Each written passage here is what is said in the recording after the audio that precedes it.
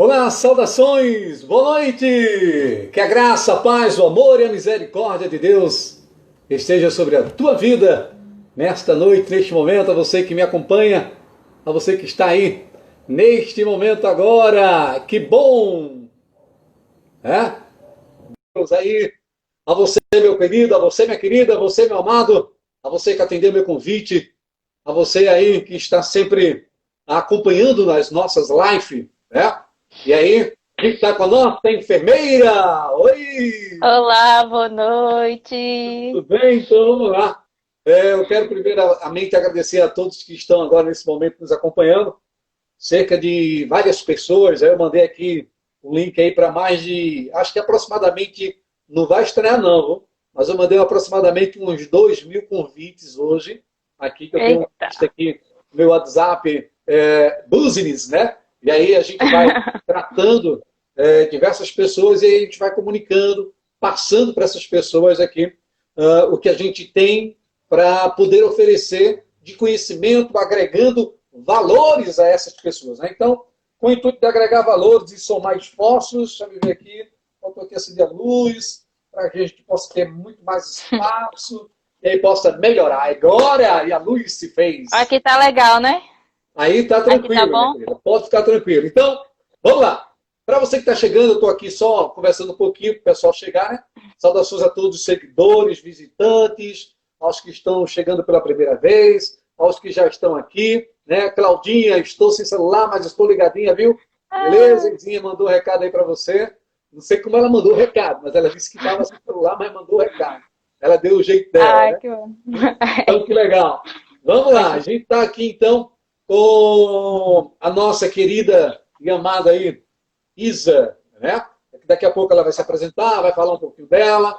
Eu só estou aqui agradecendo a participação dos que estão chegando agora nesse momento. Para quem não me conhece, né? E para quem nos conhece, para quem ainda não nos conhece, calma que a gente vai se apresentar. Professor Wallace, meu querido, forte abraço. Estou contigo, hein?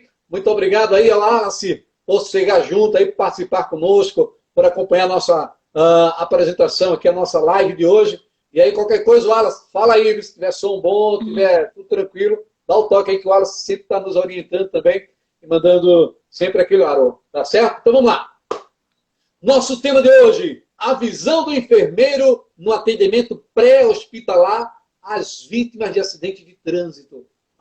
Atendimento pré-hospitalar. Não é atendimento hospitalar não, tá? É aquele pré, aquele primeiro. Quando chegou lá, a bagaceira está feita, a desgraça está feita, o que fazer, o que não fazer, né? Como se deve fazer. Então a gente está aqui hoje tratando deste assunto. É um assunto bem interessante para quem fez aí primeiros socorros, o curso de APH, para quem é técnico de enfermagem, para quem é enfermeiro, para quem é instrutor de trânsito, para quem não é do trânsito, para quem é curioso, para os nossos colegas psicólogos que estão me acompanhando aí, as minhas colegas de trabalho, os meus colegas de trabalho, a todos que estão no trânsito. Então, de uma certa forma, diferente na visão da enfermeira, hoje a gente tem a nossa live e eu vou rapidamente aqui me apresentar, tá? Você aí vai vendo aqui os slides aqui atrás, eles vão estar mudando de acordo com a dinâmica da nossa live, e aí a gente vai falando. Então, eu me chamo Mauro Silva, tá? Fui instrutor da Escola Pública de Trânsito do Detran aqui de Pernambuco. Hoje sou instrutor do Sistema S de ensino, tranquilo, instrutor operacional de direção defensiva, ofensiva e evasiva, também de pilotagem, conhecido mais como DDoI, né? Direção defensiva, ofensiva e evasiva, uma marca registrada da minha empresa aqui, você que está aí nos ouvindo, quiser fazer um curso posteriormente de direção defensiva ou evasiva, Preciso. aí é só Eu preciso. ser contato. Calma aí, eu não revela os segredos. Então, Ai, também ai. estou habilitado nos cursos da área de segurança, né? Segurança privada. Todos os cursos aí, passando pela segurança privada, eu tenho a experiência nela. Tenho os 7 cursos da Resolução 168. Sou especialista em psicologia organizacional e do trabalho, bem como também técnico em segurança do trabalho, palestrante e amigo do Comando Militar do Nordeste. Recebi um certificadozinho por participar com eles, por estar sempre presente lá do Comando Militar, sempre quando me pedem, me chamam, eu vou lá, tal de pronto emprego, e fui credenciado aí como um dos amigos do Comando Militar do Nordeste. E hoje sou instrutor de trânsito, com muito orgulho, com muito prazer, e trago para vocês a nossa colega Isa, Isis, vai Natália. se apresentar aí, ó. Isa. É, eu procurei lá, botei Isa. assim, ó. É É, Isa. perdão, vamos lá. Aí botei lá, procurei lá na internet, achei uma. Sou enfermeira intensivista e tenho muito amor pela vida. Então, essa grande Oh, profissional, amiga da família, com o pé no mestrado, né? Assim eu já tô fui pretendendo. sabendo mais ou menos, com o pé no mestrado aí. Então, Isa, por gentileza, se apresente. Primeiramente, boa noite, né? Eu me chamo Isa Natália, sou enfermeira intensivista. A minha. Vocês estão ouvindo? Tá, tá. Para mim tá Tá, chegando tá. tranquilo, né? Não sei se para os Estão colegas aí aqui, estão né? chegando. E informa também o que é intensivista, tá? Ah, pronto. Eu atuo em terapia intensiva. A minha experiência mesmo é em terapia intensiva. Principalmente em UTI, né? O conhecido UTI, Unidade de Terapia Intensiva.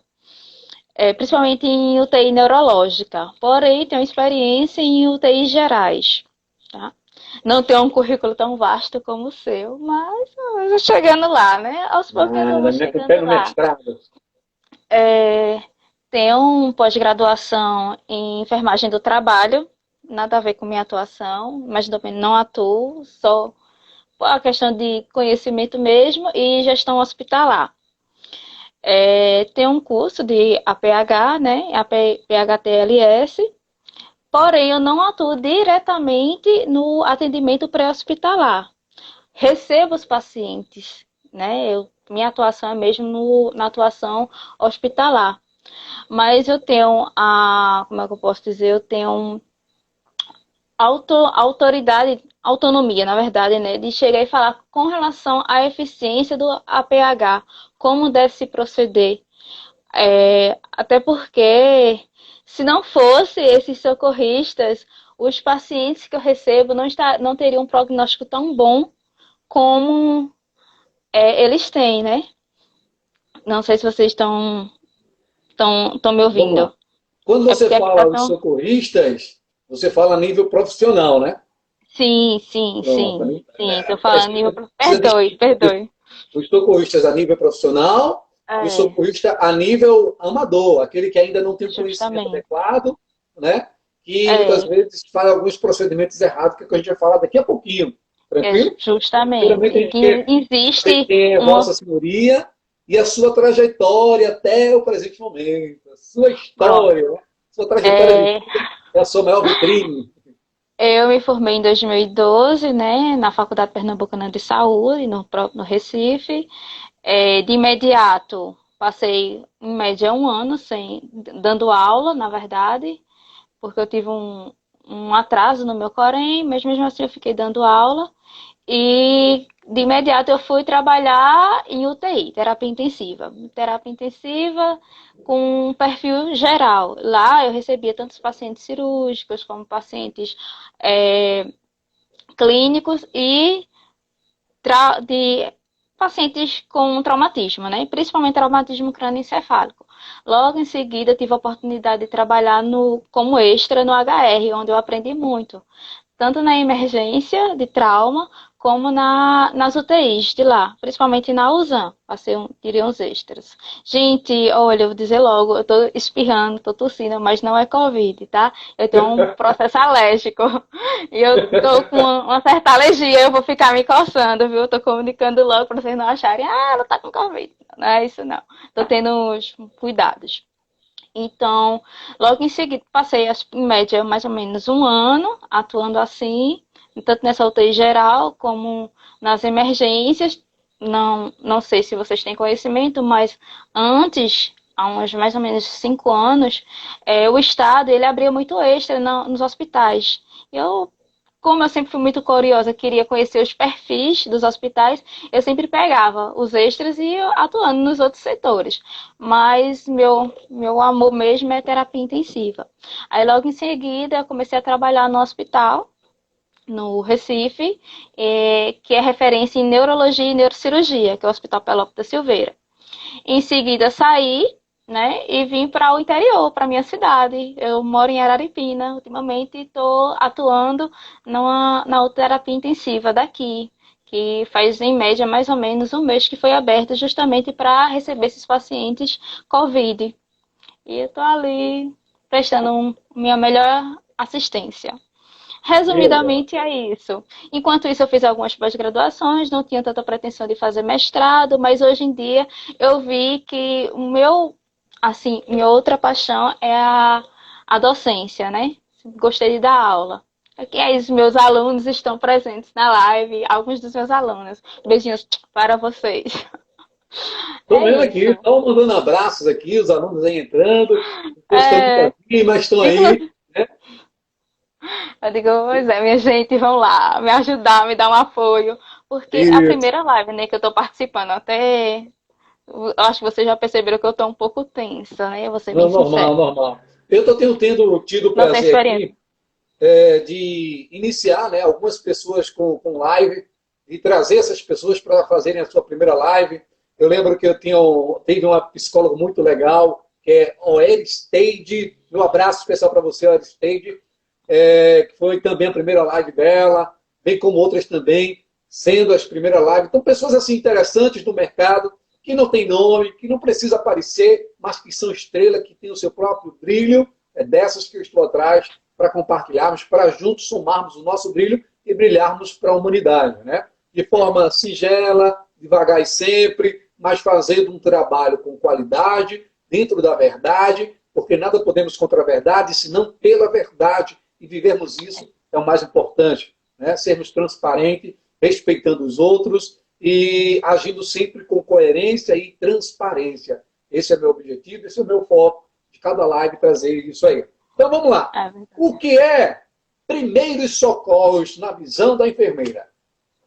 Veja só, assim, inicialmente é falar sobre o atendimento pré-hospitalar, né, que ele consiste em quê? Na primeira assistência, assistência imediata que a gente vai prestar a essas vítimas, né? Gente, eu tenho um costume, vou avisar logo, eu tenho um costume de falar pacientes, né? Eu não tenho o hábito de falar vítimas. Então, me perdoe se eu fizer essa troca, tá? Então, o atendimento pré-hospitalar consiste nisso, em prestar a primeira assistência a esses pacientes, a essas vítimas, né? No caso, em questão, a live está voltada para essas vítimas de acidente no trânsito, né? E, e assim, como é a enfermagem em si? Primeiro eu vou falar da enfermagem, porque a enfermagem ela é constituída tanto pelo enfermeiro, né, o que tem um nível superior, não sei assim, se você já tem conhecimento disso, mas e também do técnico de enfermagem que tem o ensino técnico, né? Oi. Quando você faz assim, quando eu levanto a mão é porque eu quero falar. Ah, então, É, quando você fala assim, se você tem o conhecimento, isso mas você não está falando para mim, não, está falando para o público, né? Não me justamente, esqueça que eu porque tenho a minha amada que é enfermeira. Então, é ela minha só não foi velha. na live comigo porque ela morre de vergonha, né? Então, ela Não, morre de ela é vergonha. ótima. Eu bora fazer ela, não, Não, não quero ir embora, não, então eu vou chamar a Isa. Ela me chama. Eu disse, meu Deus do céu. ela, ela, minha vez, trabalhou um tempinho com ela, maravilhosa. Em si, a enfermagem em si é constituída por isso, por esses profissionais.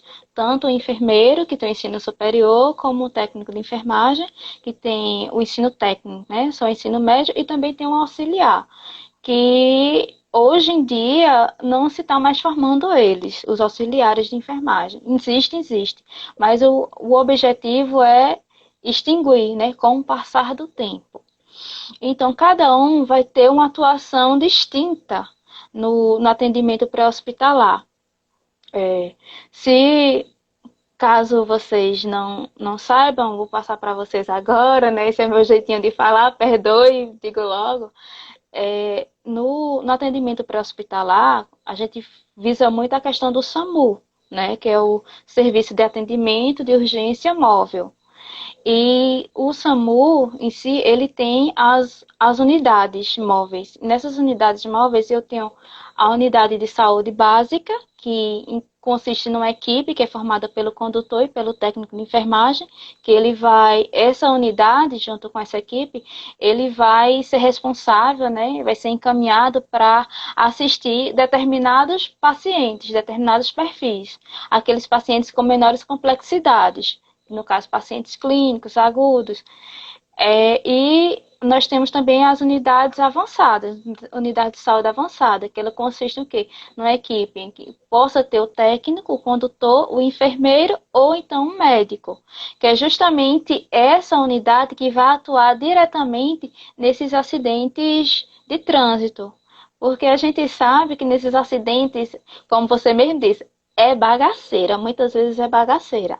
Então, eu preciso de profissionais que tenham o conhecimento técnico e científico de estar atuando ali, não menosprezando e deixando o restante, o outro profissional, assim, não menosprezando, né?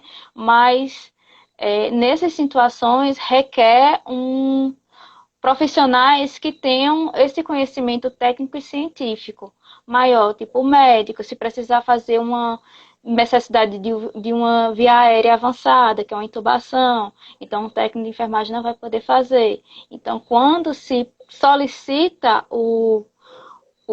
comunica, né, com o acidente, a tendência, eu não sei se vocês já tiveram a experiência, eu vou falar o recepcionista aqui, no momento eu esqueci o nome. A pessoa responsável por receber essa ligação e fazer essa regulação, ela pede certas informações, que é justamente para o quê? Para saber qual é o tipo de unidade que eu vou encaminhar. Estão entendendo?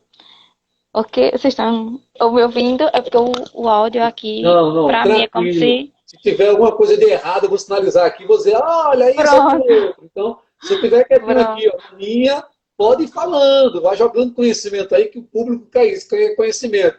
Quando você fala regular, significa, gente, como eu tive a oportunidade de ser motorista do SAMU aqui de Recife, Pernambuco, né?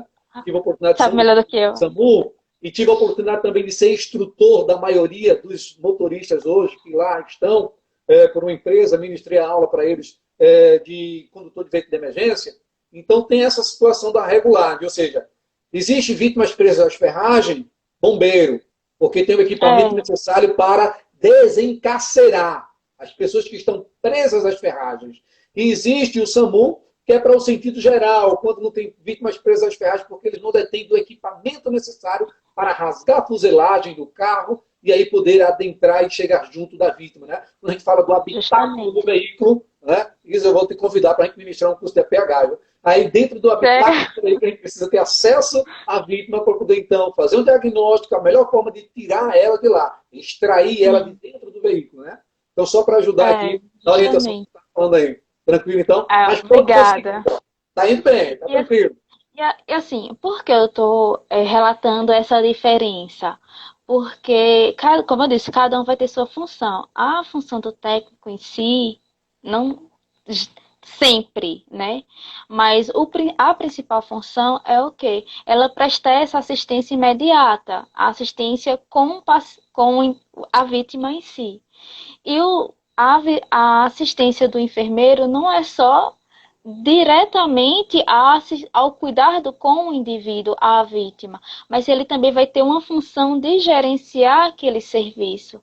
Compete ao enfermeiro que dispõe ao enfermeiro ele fazer esse gerenciamento do serviço, do sistema. É, o, Além desse gerenciamento, é por meio desse gerenciamento que ele vai fazer a integralidade, a integração de todos os processos que acontecem ali dentro. E isso vai possibilitar vamos dizer assim, uma assistência, um serviço eficaz. Você pode até confirmar, dentro da regulação, nós temos o quê? Reguladores, que são médicos e que são enfermeiros. E esses enfermeiros, eles vão atuar não necessariamente no cuidado com a vítima em si. Sim, vai ter esse ponto, mas eles vão também ser responsáveis pelo esse gerenciamento, por essa supervisão, essa coordenação desse sistema, do sistema que eu falei, com relação a todo o processo que vai acontecer ali para esse atendimento pré-hospitalar acontecer. A, Tranquilo, vamos lá. Não, sim. perdão, pode falar. Conclua. Não, não. assim, que eu ia falar com relação ao básico ao mais complexo. A ambulância, o norte que ele vai dar ao condutor, né, que muitas vezes, dependendo da rotina da instituição, eu falo assim da instituição porque eu sei que SAMU é padrão, mas a gente vê que existe diferenças de cidade para cidade. Enfim, vocês estão entendendo o que eu estou querendo dizer, né? Existe, tipo, aqui na minha cidade, vamos supor que o SAMU ele não vai atuar diferente, mas o sistema em si, essa parte de gerenciamento, ele pode ter algumas diferenças devido às dificuldades. Enfim, é isso que eu estou querendo dizer. Então, o enfermeiro ele vai ficar responsável por esse gerenciamento, por essa supervisão de toda a equipe, lógico, cada no seu quadrado, mas que o enfermeiro ele tem essa atuação que não é exatamente no PH, mas é dele mesmo. O enfermeiro em si, ele é um gerente nato, né? Onde ele é gerente, ele é supervisor. É isso que eu Por isso que é chamado de quis chefe ou de tentar chefa, passar. né? Eu não. Esse negócio de chefe e de Ana Nery não é comigo, não. Geralmente, quando eu digo chefe, eu digo, não, quem tem chefe é índio. Aqui o Vamos lá, pessoal me conhece. Vê como eu tranquilo sou muito então. perturbada. Como você bem colocou aí, o primeiro socorro é a ação imediata, né? Para impedir o agravamento ou a situação daquela vítima e não deixar que aquilo evolua para um óbito. É isso? É a ação imediata. Justamente. Basicamente isso. É, É isso? Beleza. Então, justamente. chegando a uma vítima, ah, o que se deve de imediato. Vamos lá, supondo que você está lá, a gente vai mostrar alguns slides aqui, a gente vai voltar um pouquinho mais a esse assunto. E é o seguinte: uma pequena colisão, a vítima está lá em imóvel, desacordada. Para nós que somos leigos, para nós, digo eu, os ouvintes, as pessoas que estão nos assistindo agora, o que se deve fazer, em primeiro lugar, quando se tem acesso a essa vítima? E o que não se deve fazer, em primeiro lugar? Vamos lá, a gente está falando do tipo de um acidente que não teve aquela bagaceira. Um acidente que teve apenas a colisão. Porque quando a gente fala bagaceira, gente, é o seguinte: a maioria dos acidentes de trânsito, a gente tem que lembrar que os carros, eles são feitos, né, com material rígido, alguns corto-perfurantes, e vai, muitas vezes, gerar aí determinado tipo de cortes, determinado tipo de situações que, se a pessoa não tiver o psicológico preparado, ela vai até desmaiar vendo aquela situação, né? Quando você vai socorrer uma vítima lá, você chega lá, a bagaceira está feita. Imagina os leigos, que geralmente são os mais curiosos, que chegam primeiro.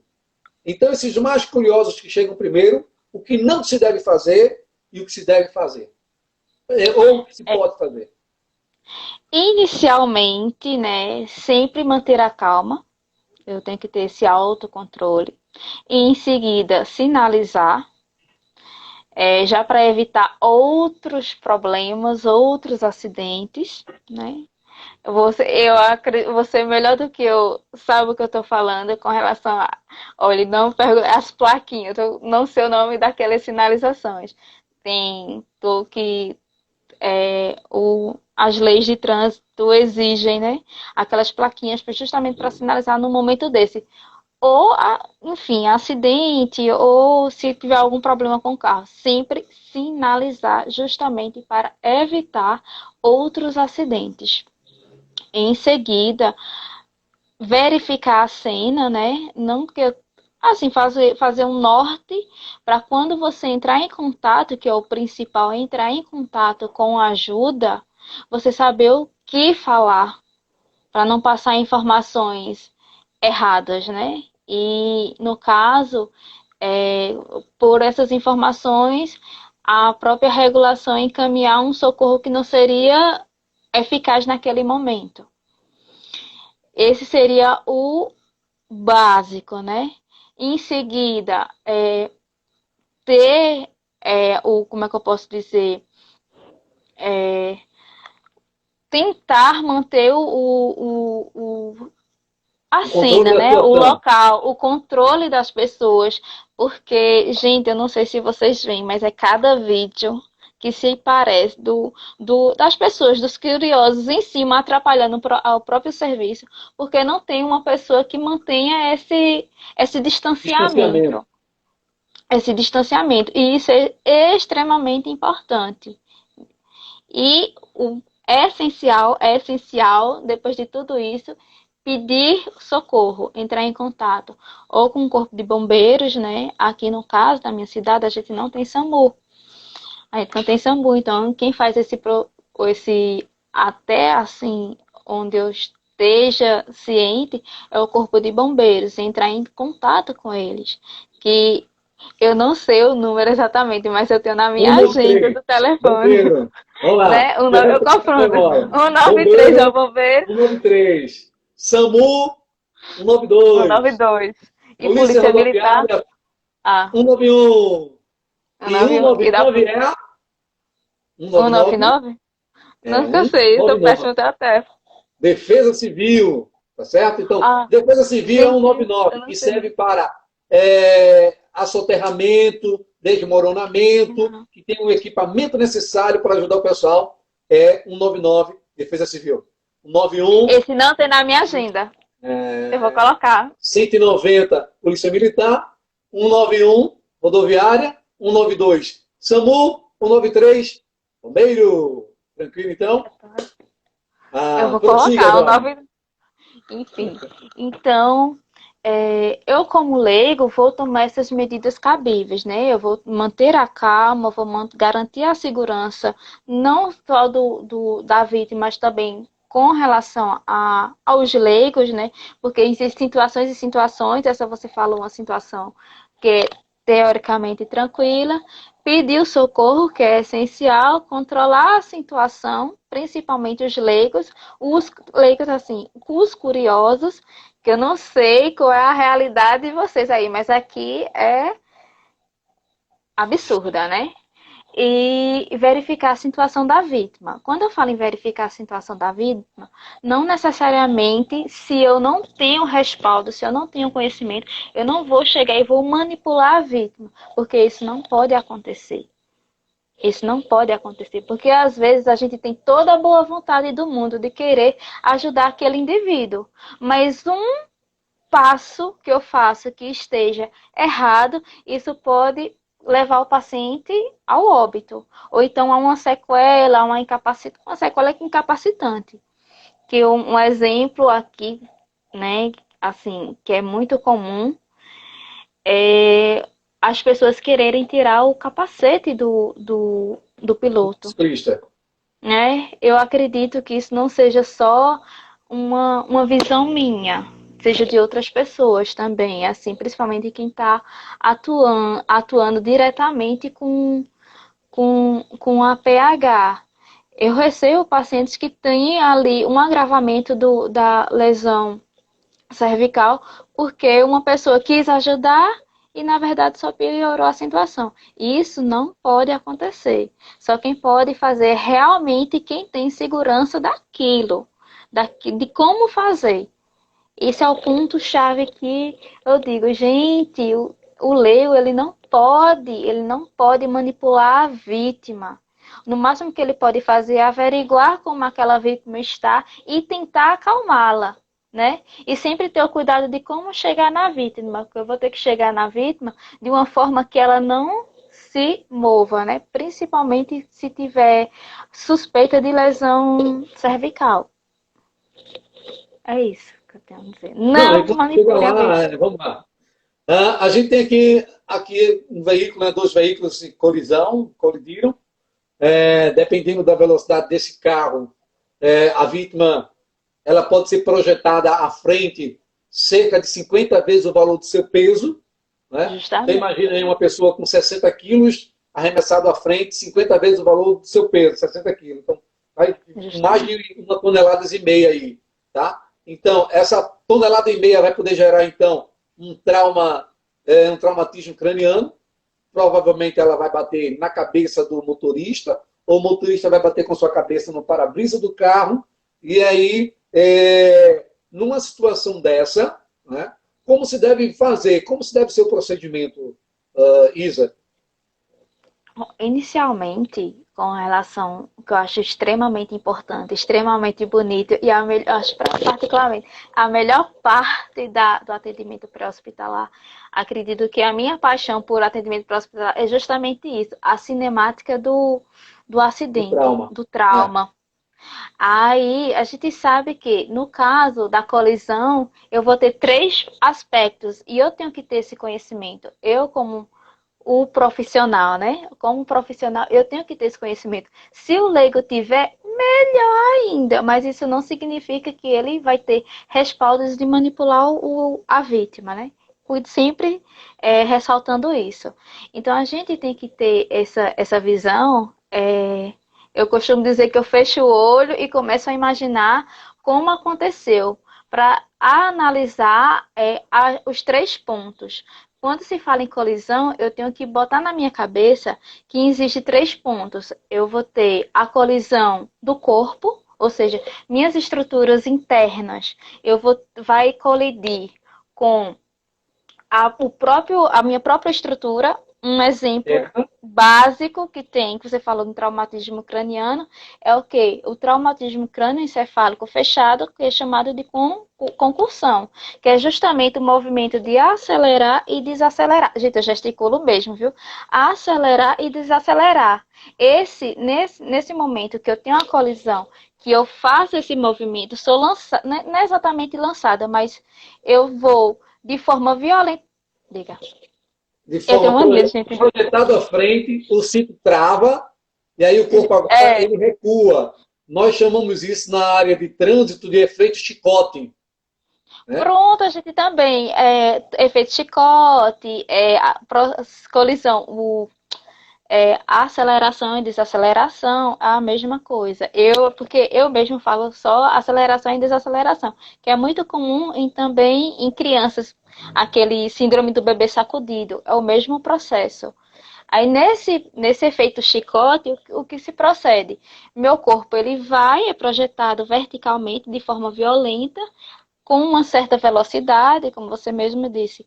A velocidade ela é mais importante do que a massa, vamos dizer assim, porque se eu tiver em alta velocidade, a tendência é aumentar em média de 50 vezes mais aquela força.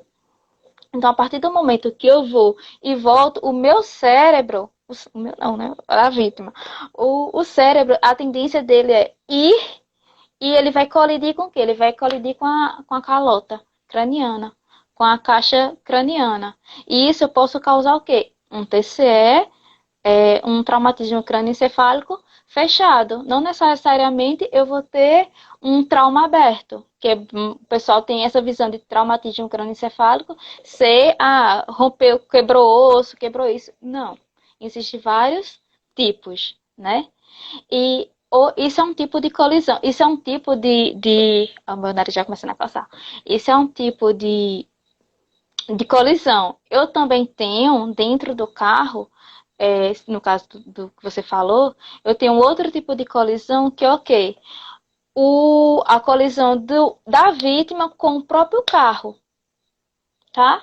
A vítima ele vai ter um impacto com aquele carro e isso também vai causar uma lesão. Isso pode ser não que eu esteja dizendo que eu não use cinto de segurança, minha gente, mas existe essa possibilidade da gente ter um trauma, lógico, vai ser reduzido, mas a gente pode ter um trauma, por quê? Porque devido ao cinto de segurança, um trauma torácico com relação à velocidade, ou então um impacto se for um passageiro. O passageiro, ele não está com cinto de segurança e não tem um albergue, como é que fala? Não, por favor, me Airbag, ajuda. Airbag, perdão, minha gente. O airbag. Então, a céu tendência é o nervosismo. quê? Vamos lá. Ele colidir com o veículo, foi o que você citou. Ele vai colidir a cabeça com um para-brisa, para-brisa, né, que fala. O para-brisa. Minha gente, me ajude, viu, que essas coisas de carro não é muito comigo, não. A colidir com o para-brisa. Então, ali ele vai causar o quê? Ele vai causar um trauma. E o outro também, o outro tipo de colisão é quando os objetos eles entram em atrito, ou seja, um carro, na situação que você falou, foram dois carros que se chocaram. Então, esses três fatores, eles vão gerar energia que vão favorecer as lesões no paciente, na vítima, perdão. Então, a gente tem que ter essa mecânica, essa ciência dessa cinemática do trauma. E em cima disso, a gente vai deduzir, avaliar e deduzir quais os possíveis traumas que aquela vítima tem. Aí ele pode ter um traumatismo craniano, ele pode ter um traumatismo de tórax, de abdominal, de pelve, de extremidade, de membros superiores e inferiores, e aí sucessivamente. A gente sempre tem que ter esse... cervical. Cervical, pronto. Dependendo do impacto, eu acredito que você vê muito isso, não, assim, você acompanha, você pode deduzir como foi o impacto pela estrutura, pela forma como está o para-brisa. O para-brisa quebrado. Às vezes o paciente ele pode ter batido a cabeça de forma com a hiperextensão do pescoço, né? Gente, eu faço isso aí, não liguem não, viu? Eles podem bater a cabeça no para-brisa com a hiperextensão. Então eu vou ter o quê? Eu vou ter a tendência a ter um esmagamento da minha coluna. Porque eu vou bater dá pra vocês verem como é mais ou menos? É assim, eu dou aula desse jeito. Perdoe. Eu tava dizendo, ai meu Deus, live, vou ter que ficar parada. Não dá, porque eu gosto de circular na sala. Então, nessa situação, eu vou ter uma hiperextensão do pescoço. Eu posso ter o quê? Eu posso ter uma flexão do pescoço. Nessa flexão do pescoço, eu posso ter um trauma, trauma diferente, um rompimento mesmo de medula, e assim sucessivamente. Esse rompimento de medula gera o quê? Ocasiona o rompimento. Esse rompimento, dependendo do nível da lesão, eu posso ter um paciente paraplégico, tetraplégico. Então, isso aí eu vou ter que vou ver mesmo qual o nível. Geralmente, quando é lesão de cervical, eu vou ter um paciente tetraplégico, que é aquele paciente que ele vai perder todos os movimentos da cabeça para baixo. E se for lesão, que eu tenho uma lesão, trauma medular, né? Lesão medular, que hoje mudou a nomenclatura, eu posso ter parcial e posso ter total. A parcial, perdoe. A parcial, geralmente, a tendência com o passar do tempo, com fisioterapia, se tiver algum fisioterapeuta aí, pode me corrigir ou confirmar, com o passar do tempo, ele vai ganhando alguns movimentos, né? Não totalmente, principalmente com relação aos dermatomas, né? A sensibilidade. E se for total, ele vai ficar aquele paciente dependente. Infelizmente, vai precisar da ajuda do ventilador. Enfim, vocês já têm uma noção de como seja. E também eu posso ter aquele paciente que ele evolui para o óbito, em cena mesmo. Que é o conhecido aqui no interior como fulaninho sofreu um acidente e morreu porque quebrou o pescoço. Eu não sei se vocês já ouviram falar nisso, mas aqui no interior tem muito disso. Sei. Vamos lá. Quais são os maiores traumas dos motociclistas que você já atendeu aí? Olha, motociclista, aqui, de minha experiência, aqui exatamente não, mas nas HR lá, devido porque voltando à cinemática, né, do motociclista, do acidente com o motociclista, eu tenho 2 pontos. Eu tenho só a queda, que tem aquele impacto de menor velocidade que o paciente a vítima cai, né? Menor, não estou dizendo que não tem velocidade, de menor velocidade, que ele simplesmente assim, né? Ele cai, né? E nisso eu vou ter o quê? Eu vou ter lesões mais, entre aspas, simples, que são lesões de fraturas de extremidades, membro superior, ou membros superiores, os braços, as pernas, ou então, geralmente, tíbia, fíbula, húmero, fêmur. E só que os mais agravantes, que é justamente quando se tem a colisão, que geralmente esse motociclista ele é lançado. E se ele tiver o passageiro na garupa, né? Carona. O carona. Essas coisas não é comigo não, esses nomezinhos. Estou aprendendo agora. Tranquilo, prossegue. o carona, ele também possa ser arremessado. A tendência é eles terem traumatismo crânioencefálico, por isso que é muito, muito importante o uso do capacete, né? Agora a gente está no mês de maio, né? Maio amarelo, que é para prevenção de acidentes de trânsito. O uso, eu tô com a blusa amarela. O uso do capacete justamente para evitar esse traumatismo crânioencefálico e também tem um traumatismo de face. Dentro desses pacientes que são ejetados, eu tenho o quê? Eu tenho um traumatismo de tórax, né? Que geralmente ele é mais, tem aquele conhecido como um tórax instável, eu não, que se vocês tiverem dúvidas, vocês coloquem aí, é que eu falo mais um pouquinho, se vocês já têm um pouco de ciência, eu posso passar. Mas o que é assim que eu posso dizer, que é mais de 50% dos casos é abdômen, né? Trauma de abdômen fechado e de pelve e membros inferiores, que é justamente na ejeção do Projeção, paciente. Oi? na Oi? projeção. Na projeção do paciente, existe aquele. Gente, eu vou chamar de guidão, perdão, viu? É guidão que fala Tá aquela certo, parte do. vai, Guidom. Ah, eu vou chamar de guidão, na visão de bicicleta. Ele vai ter o contato, né?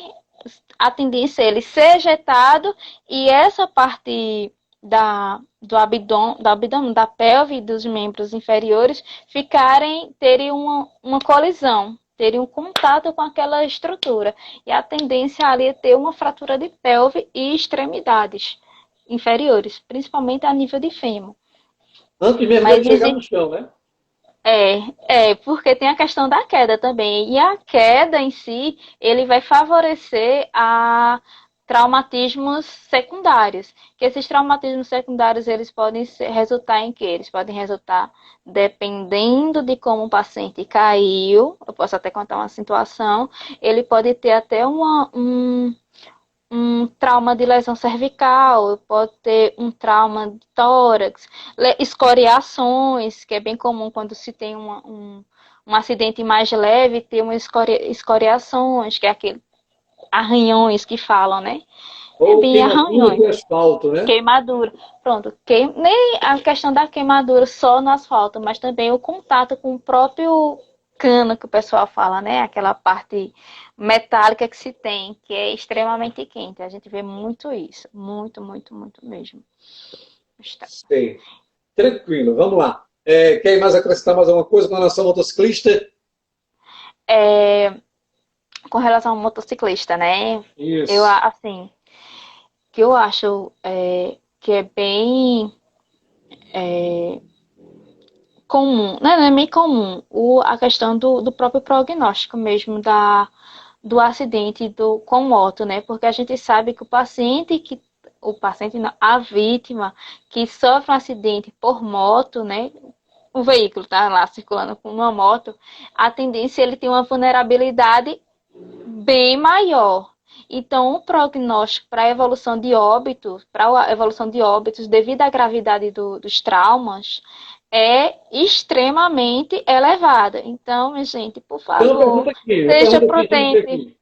Uma pergunta aqui Oi? de Cláudio, né? Cláudio, nosso colega Cláudio, um abraço para você da Físico do Trânsito, né? Você poderia falar sobre os principais cuidados na hora de imobilizar e colocar o motociclista na ambulância? Sim, boa pergunta, muito boa. É, como eu já havia falado, por favor, principalmente acidentes de moto, se você não tem o conhecimento, né, não, mas tem a boa vontade, por favor, vamos não manipular a vítima, vamos deixar o mais, vamos esperar realmente quem Precisamos tem chegar ao recado. os socorristas, né? Realmente aquelas pessoas que sabem o que estão fazendo, né? Se vai ter outra pessoa lá que tenha consciência, não tem problema. Mas com relação à imobilização, principalmente a retirada do capacete, ter muito, muito cuidado com relação a isso. Se você tem, como é que eu posso dizer? Geralmente, quando é acidente automobilístico, geralmente são em dois socorristas, justamente para ter essa fixação da cervical e ter esse cuidado maior para tirar esse capacete. E com relação às fraturas, né? Mobilização de membros, tanto superior como inferior, ele tem como é que eu posso dizer? Existe as talas apropriadas, né? A gente pode utilizar, que são extremamente, elas conseguem se adaptar direitinho e ter aquele cuidado de não, como é que eu posso dizer? Não ter, eu tô não ter aquele cuidado de fratura exposta. Se tem aquela fratura exposta, a gente tem que ter aquele cuidado para não tentar tracionar. Do mesmo jeito que, se não tem fratura exposta, mas se tem aquela resistência ao tentar reposicionar aquele membro, a gente não pode forçar, porque a gente não sabe o que se aconteceu ali. A gente tem que aguardar o raio-x ou tomografia, enfim, para ver o que se procede ali para realmente tentar reposicionar. Nessas situações, o que a gente faz? A gente imobiliza conforme tal aquela estrutura. Se, vamos supor, se o braço esteja torto, né? Vamos dizer assim, né? Vamos supor que não é exatamente assim, mas esteja torto. E a partir do momento que eu tentar reposicionar e eu estou tendo resistência, eu vou ter que imobilizar ele daquela forma. E encaminhar, né? Da melhor forma possível para evitar lesões maiores. E isso também a gente pode considerar com relação ao traumatismo de tórax. Lembra que eu falei com relação ao o tórax instável? Pronto, a gente tem que ter tem que ter muito cuidado com relação a isso. Dá para se Porque identificar se tiver assim uma hemorragia interna no tórax? no tórax, sim, pode acontecer, mas a hemorragia interna geralmente é a nível abdominal, que é justamente o trauma interno. Existem sinais que caracterizam essa hemorragia, né? Que é justamente a formação de hematomas. Se for um sangramento bem significativo, um trauma muito extenso, um rompimento de um vaso de grande calibre. Então, a tendência é ter esse sinal se apresentar de forma mais rápida. Mas a gente sempre tem que estar tem que ter atenção com relação à hemodinâmica do paciente. Verificar a pressão arterial, pulso, porque às vezes o paciente está lá, está falando, mas eu estou com pressão arterial alterada, estou com um pulso periférico alterado, né? Carotídeo, enfim, alterado. Ali está me sinalizando que o paciente ele pode estar em choque. Então, eu tenho que ter esse raciocínio, tenho que ter esse cuidado. Colega, agora em questão Respondi? de. Eu Em questão respondi? de. Ou eu Tranquilo, falei? vamos lá. Em questão de improviso, né? O que é que se pode improvisar? O que é que se pode improvisar, né? Para aqueles pequenos, vamos dizer assim, porque hoje tem muitos bombeiros civis por aí espalhados, né? Eu vi uma cena assim, lá, acho que foi no ano passado, lá em Gravatá, não, como é que se diz? Em Bezerros, tem lá em Serra Negra, uma senhora caiu numa vala lá, e tinha lá os bombeiros civis da vida, e foram prestar socorro, auxílio àquela mulher ali, e eu vi uma coisa terrível, né? E que a minha esposa teve que me segurar e disse, não se mete. Existem os problemas dos outros. Então fica quieto. Então ela teve que me segurar, teve que me conter para que eu não pudesse lá agir e orientar lá aquela situação. Os bombeiros civis que estavam lá não souberam, de fato, de verdade, agir como deveriam agir. Mas vamos lá, falando de improvisos, né? O que se pode improvisar, o que não se pode improvisar é correto, não é correto. E uma coisa que sempre me perguntam durante a aula, professor, torniquete, se usa ou não se usa? E o que é o torniquete? Boa. Vê, inicialmente, com relação aos improvisos, né? A gente sabe que a realidade, assim, é meio complicada. Existem muitas dificuldades, e uma dessas dificuldades é justamente a escassez de materiais. Eu falei logo no início que existem talas que podem ser adaptadas, mas essa não é a realidade de todas as instituições. Como eu disse, de todos os lugares, né? Então, Isso. infelizmente ou felizmente, né, a gente procura improvisar. E assim, com relação a improviso, a gente pode usar talas, providenciar talas, mesmo talas rígidas, né? Se não tem, a gente vai fazer. O que não pode é deixar de imobilizar o paciente. Torniquete. E com relação ao torniquete, sim, se utiliza, né? Principalmente é ele é indicado em última escolha, né? Saiu agora uma atualização do PHTLS, que eles podem sim ser feito, porém é a última tentativa. Eu tô lá, o paciente está com hemorragia O membro significativa. deformado. Justamente, tentei conter com compressão, não foi suficiente. Eu tô vendo que o paciente ele tá chocando, né? Tá entrando em choque. Então eu vou ter que fazer o torniquete. E ele tem um limite, né, de tempo que você vai fazer. Não existe mais aquela questão de você fazer o torniquete. Não, eu vou abrir Abrir e fechar. e fechar. Não, você fecha, vai ficar avaliando a estrutura e ele tem um tempo em média de mais ou menos 120 minutos. Acredito que são 120 minutos, 2 horas. 2 horas. Eu No não tenho máximo. certeza. Passou No disso, o máximo. que é que É, acontece? eu, que se acontecer isso, eu posso ter uma isquemia da estrutura, né? E perder, né? Totalmente. No caso, como você falou, de uma amputação total, eu tenho que fazer esse torniquete o mais distal possível, né? Não mais proximal. Tipo, vamos supor que a vítima ele teve uma amputação do braço, né? Do antebraço. Então, em vez de eu fazer vamos dizer que seja que vocês estão vendo aqui, né?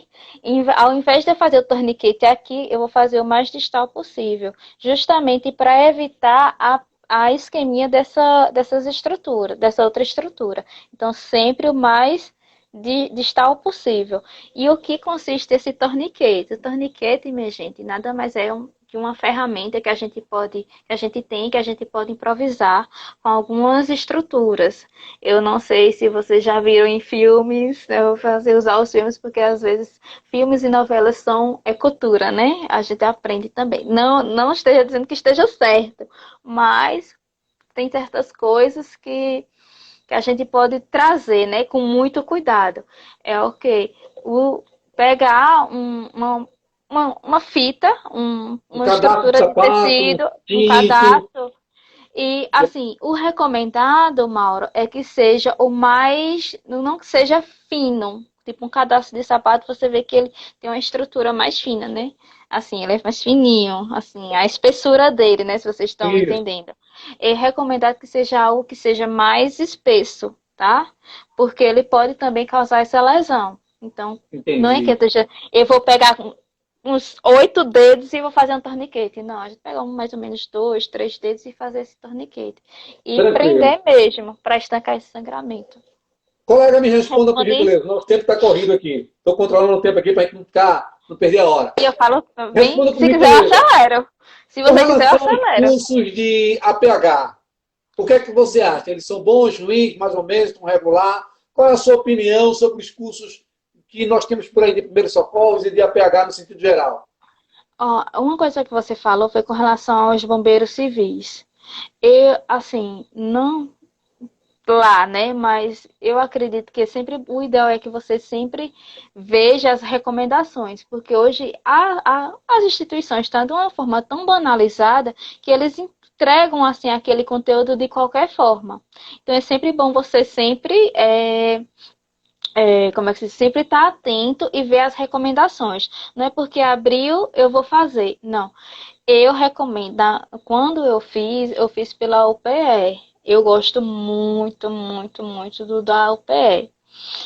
Isso faz um tempinho, eu acho que foi em 2016, 2017. E o que eu conheço, né? Eu sei que surgiram outras instituições, né? Mas eu não posso ter autoridade de chegar e falar. Aí como eu disse, recomendações. Agora tem um que eu gosto muito, eu não fiz, mas estou pretendendo fazer o curso agora, que é pelo Instituto do APH, que é um professor muito bom, até sigo no Instagram, que é o Wesley Pinto. Super recomendo, minha gente, super recomendo. Inclusive vai ter uma live agora, acho que dia 30, fazendo propaganda, né? E eu super recomendo vocês assistirem. Tá, Ele é tranquilo. Então, muito você bom. considera, E então, bom, regular, ruim, esses cursos que tem por aí? é assim, não é pelo que eu vejo, assim, dos profissionais, enfim, principalmente com relação a alguns, né? Tá assim, a um nível de regular. Regular, bom. Como eu disse, vamos ver vamos pedir referência, vamos atrás das referências. Eu prefiro hum, não comentar. Prefiro não Tranquilo, então, vamos comentar. lá. Mas infelizmente a gente vê muitos profissionais e profissionais, né? Enfim, Exato. é isso. Sua mensagem para os seus alunos, para os nossos ouvintes Amores, e para todos que deixa, nos deixa. acompanharam. Gente, assim, eles já sabem que eu sou meio. Hoje eu tô tentando me controlar, né? Que eu sou bem agitada. Mas assim, desde já agradeço o apoio e com relação ao trânsito, né? Acidentes no trânsito, por favor, sejam prudentes. Se beber, não dirijam, né? Isso é, assim, sem brincadeiras mesmo. Sejam bem prudentes com relação a isso. Sempre que eu tenha a consciência de que eu no trânsito eu estou sendo responsável por mim, por quem está me acompanhando, né? Os passageiros que estão comigo e pelo outro. Então, sempre ter muita calma, né? Eu costumo dizer que eu não sou uma pessoa do trânsito, porque eu não sou, não, vou ser bem sincera, eu não sou uma pessoa paciente. Eu, dentro de um carro, eu vou querer correr, então eu prefiro evitar. Tá entendendo? Então, eu tô sendo sincera, né? Eu não dirijo, eu particularmente não dirijo. Mas eu tenho vontade de fazer, viu, o curso, graças De ao direção da valor. pessoa. Beleza, tranquilo então, minha Será? querida. Então, eu quero falar também para você que está nos ouvindo, que você que nos acompanhou, da próxima live nossa, que vai acontecer no dia 2 de junho, tá certo? Com o nosso colega Iveson Correia, que nada mais é do que o gerente da Escola Pública de Trânsito do Detran de Pernambuco. Ele vai falar da importância da educação de trânsito para a construção de uma consciência mais, vamos dizer assim, adequada para a nossa segurança. Então, na próxima Eu live, preciso dia 2 de assistir. junho, com o Iveson Correia, da Escola Pública de Trânsito Detran Pernambuco. Isa, muito obrigado pela sua participação. Quero agradecer a todos que estiveram conosco até agora, até o presente momento. A Celso, a Plínio, ao Wallace, ao Eristage, ao Maio Amarelo de Pernambuco, a Graciele Souza, que mesmo no trabalho estava conseguindo nos acompanhar, ao Cláudio, que também adentrou aí e chegou perto da nossa colega. Felipe Mendes, um abraço também do que estava aí acompanhando a nossa live de hoje. E, enfim, a todos que nos acompanharam, quero ver você no dia 2 de junho, na nossa próxima live. Isa, suas palavras finais. Eu que agradeço, né, o convite. Desde já peço mil desculpas, porque eu não tenho um costume de live, então é a primeira vez e existe aquela questão do nervosismo. Eu não sei se eu consegui ser transparente com as informações, mas qualquer coisa, minha gente, pode entrar em contato comigo, que, viu? E assim, muito obrigada e desde já desculpe qualquer coisa, viu? Tranquilo, minha querida. E olha, Eu sou uma só um pessoa outro recado. extremamente tímida. No dia 2 de junho com o Iveson e no dia 4 vamos estar com uma psicóloga aqui falando a respeito da nomofobia. E o que é a nomofobia? É o medo de ficar sem o celular. Então vai ser bem interessante na próxima semana. Ah, não Duas tem esse lives. problema. Uma na Eu não tenho esse terça problema. e uma na quinta. Tá certo? Então você é nosso convidado especial. A todos vocês, nosso muito obrigado. Um forte abraço e até a próxima, querendo Deus. Obrigadão, Isa. Deus te Obrigada. abençoe. Tchau. Valeu, até mais. Tchau. E tá. Ah. Ai, meu